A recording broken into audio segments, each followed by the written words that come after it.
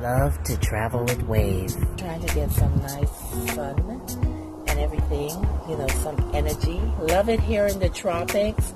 I know during this time of the pandemic, here in the islands, it's a little bit, calm for me. I love being here. Things are not so crazy. We did take some measures in terms of washing your hands, sanitizing, the norm. Right now I call it the norm because everyone is getting used to it. Also wearing a mask. There's something, I guess it's on the mainland as well. No mask, no service. So I try not to keep a mask on my face all day. If I'm out here in this good and natural environment with all this natural light, I do not wear a mask, because I'm in no type of gathering or anything like that. There's no one next to me or anything like that. But I love it here in the islands. I made that decision 3 years ago to come back home here in the U.S. Virgin Islands, and I think I made a great decision, before my transit to Ghana, because it helped me so much in terms of, kind of slowing down the hustle, getting accustomed to doing business in a slower pace, and also taking care of myself. Having the ability to think and to take care of things that I normally would not have the chance to do when I was on the mainland, because I just get in your car, you go to the 9 to 5, you go to the mall, you visit mom, you're doing this, you're doing that, and you're not physically taking care of yourself, you're not spiritually taking care of yourself, and mentally you're not taking care of yourself. So one of the things that I realized that a lot of people have been, having maybe throughout their lives or, now, in anything that you do, it's fear.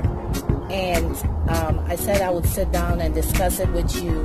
Why are we so fearful when we have to go to the next level and we allow fear to keep us back, Me, myself, I can tell you that I've had those type of fears.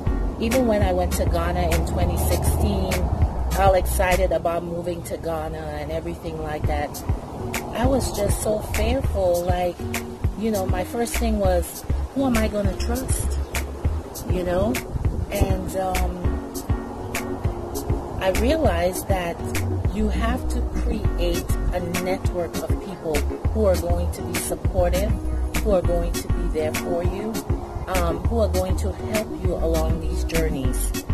And that is what I have been doing for the last 3 years in terms of preparing for my journey to Ghana. So I have put together a network of people that when I reach to Ghana, that is going to be my support. Another thing that I was fearful about is my mom, my sisters, my brother, my entire family. I'm going to a whole different place and I'm far away from my family. But then as I went to Ghana, I realized that there's not a problem on having an extended family.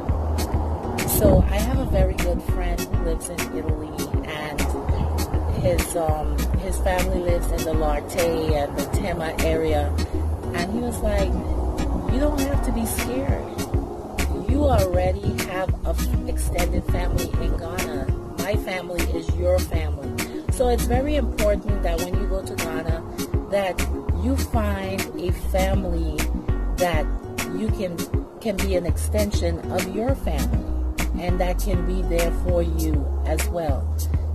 Also hooking up with the elders. You want to have 1 or 2 elders, that you can go to, who can guide you in terms of the culture, the community, and how it works, where you're staying at, and that can give you that guidance that you need. The elders are so important. But I will admit one of my biggest fears, oh my God, is that financial I planned well for the last 3 years. I have saved, purchased the land, started building. I'm doing all the right things. But when you're in your early 50s or your 40s or your 30s or your 20s and you're not getting a pension or you're not getting any sort of financial backing or anything like that, you have to actually create wealth, so that you can maintain, your lifestyle or whatever it is you're trying to do in Ghana. There should be some type of income coming in, because you don't want to deplete your savings, because I tell people when you're moving to Ghana, make sure you have an emergency account. Make sure you have an account for at least 2 years of salary where you can take care of yourself. You put yourself on a budget, a monthly income. And you also want to have an account to build your house and so forth. So in the midst of all of this, someone who is in their early 50s like me, you want to have some type of income coming in. So you have to I find that the best way to go is finding an online job, opening an online store, just finding ways that you can generate an income, an easy income while you're in Ghana and you're building your home, you're doing everything that you need. So I think a lot of people, fear comes into place because you don't know what's on the other side. You don't know what's going to happen. So you're afraid to take that leap. And in life, many people do that, whether it's obtaining a position at work. Before you can take on that position, you already have these negative tones like, oh, I don't have the experience, I don't know this. And my God, you've been with the company 10 years. You've been doing the right things. So it will not hurt for you to just step up, apply for it. The only thing they can say is no, but you have to try. People say, oh, I'm scared about going to Africa because of what the media have portrayed Africa to be.